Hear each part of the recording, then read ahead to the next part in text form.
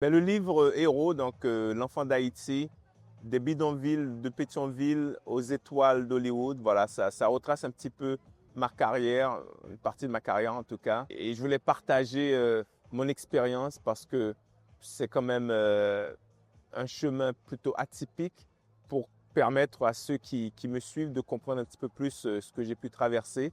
Donc voilà, c'est mon devoir de transmission.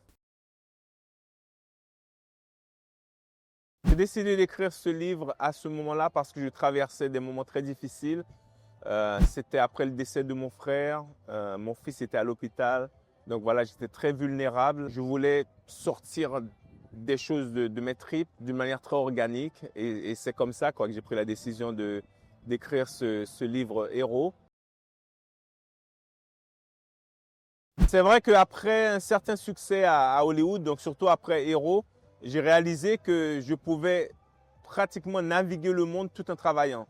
Donc vu que j'avais déjà vécu sur plusieurs continents avant de vivre aux États-Unis, j'ai décidé de faire un retour sur ces pays, sur ces continents, donc en Europe, en France, en Afrique, que ce soit le Nigeria, l'Afrique du Sud, la Côte d'Ivoire, Sénégal ou autre, voire même l'Inde, l'Amérique du Sud, et de rentrer en contact direct avec les gens qui font du cinéma.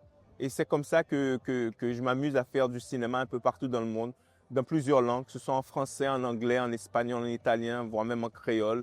Et ça me permet d'avoir une expérience de vie qui reste assez riche. Ça me permet de me connecter avec toutes les cultures, avec presque le monde entier, et ça me permet de grandir.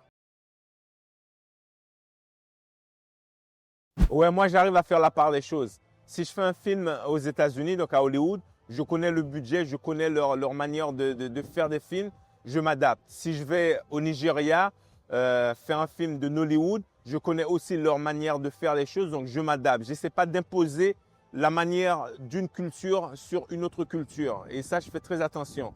Vu que je suis un genre de caméléon, j'arrive à plus ou moins naviguer sur toutes ces eaux très dangereuses, mais j'arrive quand même à m'en sortir, ouais. Mais surtout, c'est plutôt les respecter par rapport à ce qu'ils savent faire et à ce qu'ils ont. On ne peut pas leur imposer des choses qu'ils n'ont pas ou qu'ils ne connaissent pas. Moi, je me sens plutôt humain. Je me sens humain avant tout. C'est sûr que j'arrive à m'adapter un peu partout, hein, dans tous les continents. Oui, j'appartiens à cette race noire, j'appartiens à l'Afrique de par Haïti, mais voilà, je suis très à l'aise dans ma peau et je suis très à l'aise en tant qu'humain, et cela peu importe où je suis.